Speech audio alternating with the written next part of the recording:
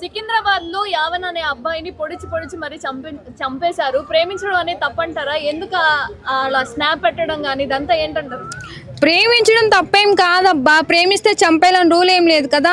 అలాంటిది ఒక అమ్మాయికి అన్యాయం జరిగితే మాత్రం ఎన్ని టీవీలు వస్తారో, ఎన్ని పోలీసులు వస్తారో, ఎన్ని అధికారాలు చట్టాలు అమ్మాయిల్ని చంపేస్తున్నారా, ఎవరు లేరా, ఈ ప్రభుత్వం ఏం చేస్తుంది అని చేస్తుంది తప్పి నానా రకాలుగా మాట్లాడతారు. ఇప్పుడు ఒక అబ్బాయి చనిపోయాడు, ఎవరు రియాక్ట్ అవ్వడు, ఎవరు మాట్లాడే. ఒక మనిషి మనం ప్రాణం పోయడానికి ఎంత కష్టపడతాము, ఎన్ని లక్షలు తగలబెడతాము హాస్పిటల్కి. అలాంటిది ఎందుకు ప్రేమిస్తే చంపేయాలంత అవసరం లేదు కదా. వాళ్ళ ఫ్యామిలీ కూడా ఎవరైనా సరే ఒక ఏజెంట్ వచ్చిన తర్వాత కామన్ అదంతా. అలాంటిది మనుషులను చంపేయాలా? ఒక ప్రేమిస్తున్నాడు అంటే చెప్పాలి, అది ఇది, లేకపోతే అమ్మాయికి పెళ్లి చేయడమో ఏదో ఒక చెప్పాలి రీజన్. అలాంటిది ఎలా చంపేయబుద్ధి అయితే అసలుకి? మరి వాళ్ళ చంపేసిన తర్వాత వాళ్ళ బావ మళ్ళీ స్నాప్ కూడా పెట్టాడంట, ఫుల్ మాట్లాడాడు. అబ్బా, ఏ ఫేమస్ అవుదాం అని చెప్పి ఒక్క రోజుకి నైట్కే ఫేమస్ అయిపోయి ఒక వీరుని చంపాను, పెద్ద నేను మగాడిని అయిపోయానని చెప్పి చేస్తుంటాడు. అట్లా ఎంత ధైర్యం ఉంటే అలా చేస్తాడు?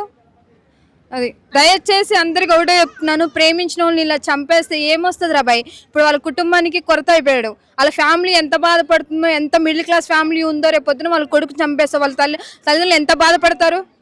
వాడు ఏమన్నా న్యాయాలు చేశాడా, పొడిచాడా, ఈ అమ్మాయిని ఏమైనా రేప్ చేశాడా, లేకపోతే నీ కట్నం ఏమిటి, నీ ఆస్తిని ఏమైనా కొట్టేశాడా? వాళ్ళు చంపడం కరెక్ట్ కాదు కదా. అమ్మాయి కూడా లవ్ చేస్తూనే ఉంది కదా, అమ్మాయి తప్పు ఉంచుకొని ఈ అబ్బాయిని చంపడం ఏంటి? అదే కదా, ఒక అబ్బాయి కానీ ఒక అమ్మాయి కానీ తప్పు చేస్తుందంటే కంపల్సరీ ఇద్దరు మిస్టేక్స్ ఉంటుంది. వాడే పెద్ద ఇది కాబట్టి దాని మీద కాలు మీద పడే పెద్ద అప్సరస్ అనుకొని చెప్పి అదేం కాదు కదా. వాడు ఇంటి దాకా అలా ఫోన్ కాల్స్, ఎన్ని ఫోన్ కాల్స్ మాట్లాడో, ఎన్ని పార్కులు చుట్టూ సినిమా థియేటర్లు తిరిగారో, అంత ఉండబట్టే కదా అమ్మాయి తప్పేం లేదు, అంత దూరం రాడు కదా అబ్బాయి. ఆ క్షణం ఆలోచించారా? ఇప్పుడు అబ్బాయిని చంపేశారు, అదే అబ్బాయి గట్ట మీ అమ్మాయి అట్లా చేస్తుంది ఇట్లా చేస్తుంది అని బయట పెడితే అమ్మాయి అసలు ఉంటుందా? దయచేసి ఏ పేరెంట్స్ అని ఎవరైనా సరే ఫస్ట్ మా అబ్బాయి కానీ ప్రేమిస్తారంటే ఒక్క సెకండ్ ఆలోచించండి.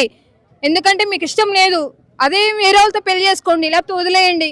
అలా అని చెప్పి మనిషి ప్రాణం తీసే హక్కు ఎవడుకుందబ్బా? నేను ఏమైనా మోసం చేశాడా, లేకపోతే చేశాడేమన్నా, నీ ఆస్తి ఏమైనా గుంజేశాడా?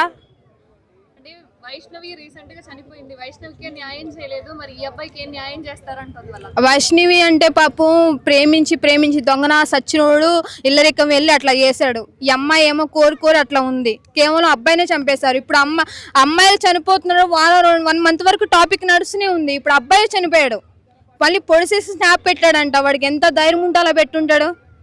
దయచేసి అందరికి ఒకటే చెప్తున్నాను, ప్రేమించిన తర్వాత పేరెంట్స్ అయినా ఎవరైనా సరే ఏజ్లో ఉండే కామన్, ప్రేమైనా పెళ్ళిళ్ళైనా కామమైన ఏదైనా సరే ఒక ఏజ్లో వస్తుంది.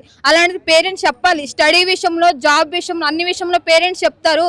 ఒక లవ్ అనే విషయంలో ఎందుకు ఆలోచించరు? ఏదైనా ఒక రాంగ్ స్టెప్ వేస్తున్నావు అంటే చెప్పాలి కదా. నీకు అన్ని మార్కులు రావాలి, నువ్వు అంత జాబ్ చేయాలి, నీకు ఇంత శాలరీ రావాలని చెప్పి సొల్లంతా చెప్తారే. ప్రేమించినప్పుడు ఎందుకు చెప్పరు? చెప్పాలి కదా. చెప్పండి దయచేసి. ఏదైనా సరే పిల్లలు తప్పు చేస్తారు, తప్పు చేసే ముందు వాళ్ళకి చెప్పండి. మీకు ఇష్టం లేకపోతే వదిలేయాలి. అలాంటిది అదే కామంతో ఇప్పుడు నీ కూతురిని చంపేస్తే వాళ్ళ ఫ్యామిలీ ఎవరికబ్బా కడుపుకోతా? ఎవడికున్న ఫ్యామిలీ వాడికి ఉండదు, బాధ ఉంటుంది.